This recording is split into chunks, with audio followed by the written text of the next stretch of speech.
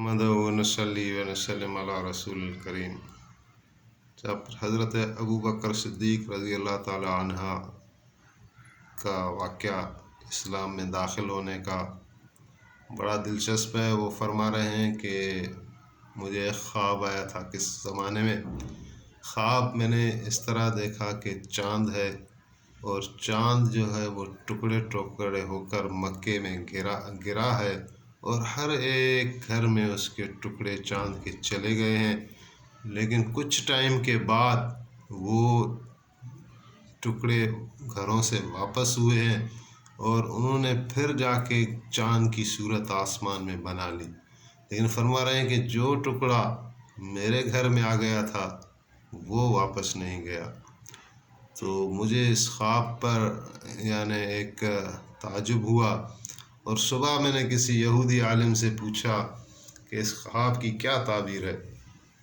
تو وہ کہنے لگا کہ یہ ایسے ہی خواب ہے اور اس خواب میں کوئی حقیقت نہیں ہے۔ لیکن مجھے ہمیشہ اس خواب کے متعلق یہ امید رہی کہ یہ کوئی خواب جو ہے معنی سے خالی نہیں ہے۔ پھر فرما رہے ہیں کہ میں سفر میں تھا یمن کی طرف، وہاں ایک درخت کے ساتھ میں نے ٹیک لگائی، درخت سے ایک عجیب طریقے سے ایک ٹہنی نے سفر کرنا شروع کیا، اپنی جگہ ٹہنی نے چھوڑی اور جھکتے جھکتے آ کے میرے کانوں کے برابر کھڑی ہو گئی، اور اس ٹہنی سے آواز آئی کہ تمہارے شہر میں نبی آخر الزمان کا ظہور ہو چکا ہے، کیا تمہیں اس کا پتہ ہے؟ تو حضرت ابو بکر فرما رہے ہیں کہ میں نے کہا نہیں، مجھے تو نہیں پتہ، تو آپ مجھے بتاؤ کہ وہ کون ہے؟ تو اس ٹہنی سے آواز آئی کہ محمد بن عبداللہ صلی اللہ علیہ وآلہ وسلم۔ پھر حضرت ابو بکر فرما رہے ہیں کہ مجھے اس کی تعجب بھی ہوا، حیرت بھی ہوئی، اور ساتھ میں خوشی بھی ہوئی کہ محمد علیہ السلام تو میرے دوست ہیں۔ پھر فرما رہے ہیں کہ میں اسی سفر میں یمن والے سفر میں، تجارت کا جو سفر تھا، حضرت ابو بکر تاجر تھے، تو ایک عالم تھا اور اس کی عمر 100 سال سے زیادہ ہو چکی تھی، تو میں اس کے ساتھ بیٹھا ہوا تھا، تو وہ مجھے کہنے لگا، میرے سے پوچھنے لگا کہ تمہارا قبیلہ کون سا ہے؟ میں نے کہا میرا قبیلہ بنی تمیم ہے۔ تو کہنے لگا کہ اگر تمہارے جسم میں یہ نشانیاں ہیں، ایک تل بولا، اگر تمہارے ایک ران کے قریب تل ہوگا اور ایک ناف کے قریب ایک بڑا تل ہوگا، تو شاید تم ہی وہ شخص بنو جو نبی آخر زمان کے خلیفہ یا وزیر بن جاؤ۔ تو حضرت ابو بکر کہہ رہے ہیں کہ میں نے غور کیا تو وہ دونوں نشانیاں میرے جسم میں تھیں۔ پھر اس نے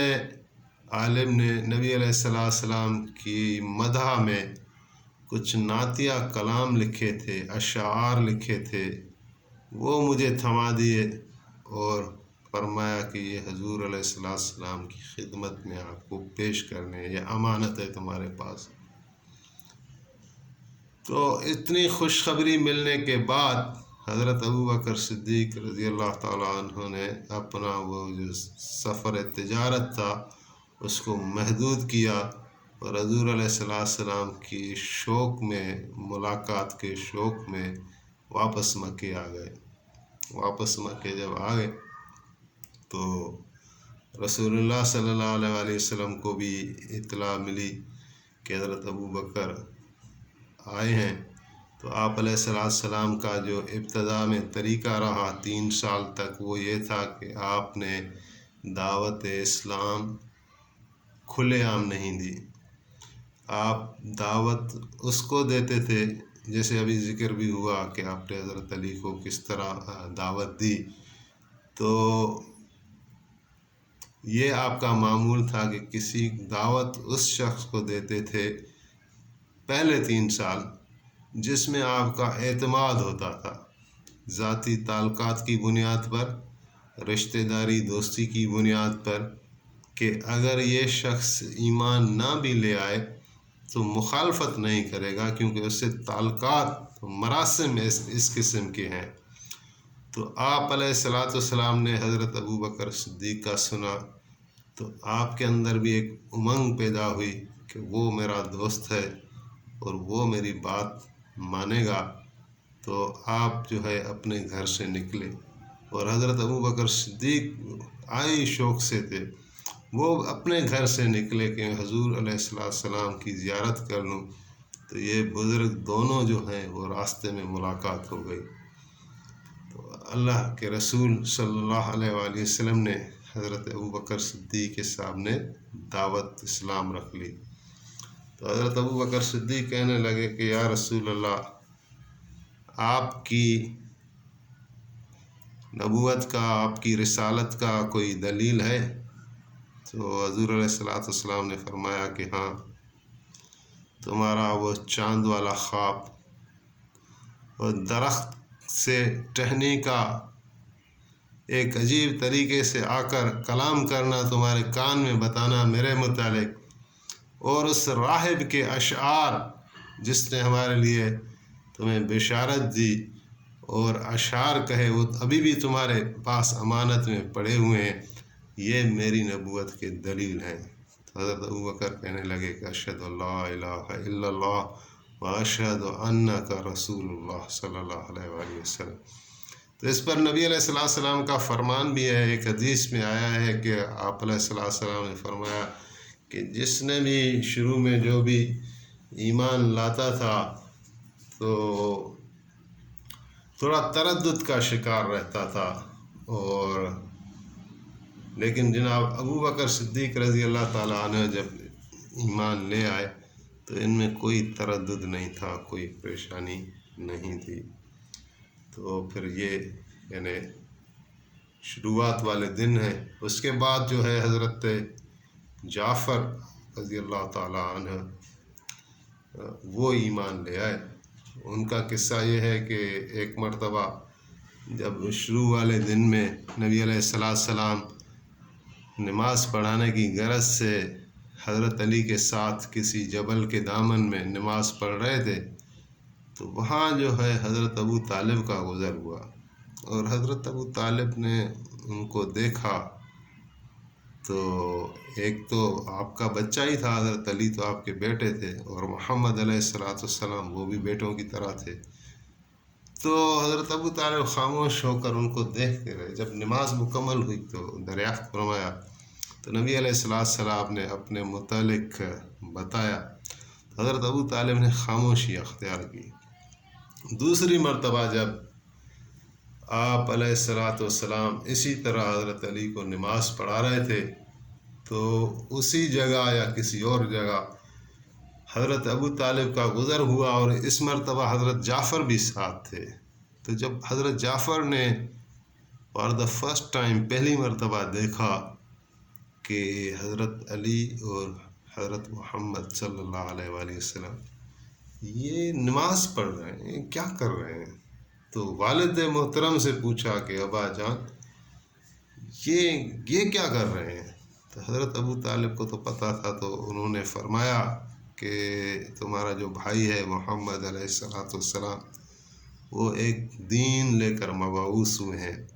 اور ان پر اللہ کا کلام نازل ہو رہا ہے، اور تمہارے بھائی علی المرتضیٰ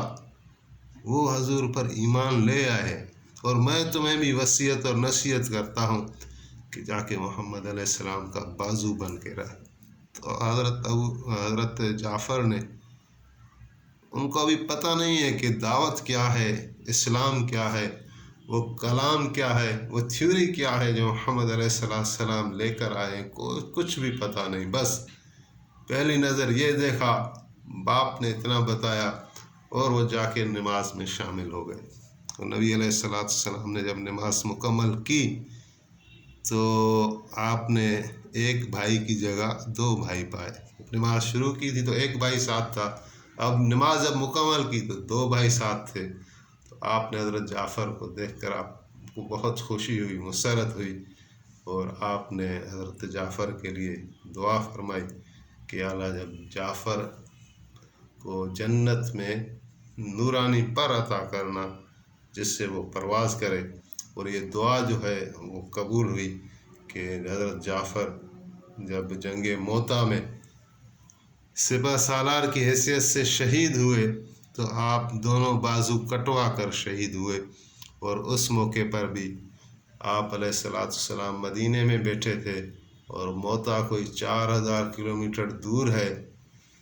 تو وہاں آپ جنگ کا نقشہ صحابہ کرام کو بتا رہے تھے۔ پھر حضرت جعفر کی جب شہادت ہوئی تو آپ بتا رہے تھے ان کو کہ ابھی ان کا ایک بازو کاٹا گیا ہے، اور ابھی دوسرا بازو کاٹا گیا، اور ابھی حضرت جعفر کی شہادت ہوئی، اور پھر فرمایا کہ ابھی حضرت جعفر جنت میں پہنچ گئے، اور وہاں اللہ تعالیٰ نے ان کو پر عطا کی ہیں نورانی جن سے وہ پرواز کر رہا ہے۔ تو یہاں آپ نے جو دعا مانگی تھی حضرت جعفر کے لیے، اور موتا میں وہ جو ہے وہ دعا کی ایک حقیقت بن گئی، اس کی بھی بشارت آپ نے صحابہ کرام کو بتائی۔ تو وہ واقعات بہرحال اپنی اپنی جگہ پر آئیں گے۔ تو یہ شروعات میں پھر حضرت بلال غلام تھے، وہ مسلمان ہو گئے، تو یہ 3 سال جو ہے اسی طرح سفر رہا۔ پھر حضرت ابوبکر صدیق رضی اللہ تعالیٰ عنہ کے کہنے پر دوسرے بڑے بڑے صحابی مسلمان ہوئے، جس میں حضرت عثمان ہے، حضرت عبد الرحمن بن عوف ہیں، اور حضرت سعد بن ابی وقاص ہیں۔ تو یہ سابقون اولون کا ایک یعنی جماعت سی بن گئی، جن کو اللہ تعالیٰ نے بہت عزت اور کرامت سے نوازا ہے، اور بہت ان کی شان بلند ہے، جو کہ شروع میں نبی علیہ السلام کا کلمہ پڑھا اور آپ کا ساتھ دیا۔ عبداللہ بن مسعود بھی ان میں ہی ہیں۔ تو بہرحال یہ سلسلہ جاری ہے۔ پھر انشاءاللہ یہ جو 3 سال آپ کے گزرے وہ کس طرح گزرے، اور پھر آپ نے دعوت عام کس طرح دی، تو ان کو پھر اگلے آنے والے اقساط میں ایپیسوڈ میں بیان کیا جائے گا۔ دعا اللہ تعالیٰ عمل کی اور سننے کی اور سنانے کی جو ہے وہ توفیق عطا فرمائے، اور نبی علیہ السلام کی محبت سے ہمارے سینے سرشار کرے۔ آمین بجاہ النبی الامین صلی اللہ علیہ وآلہ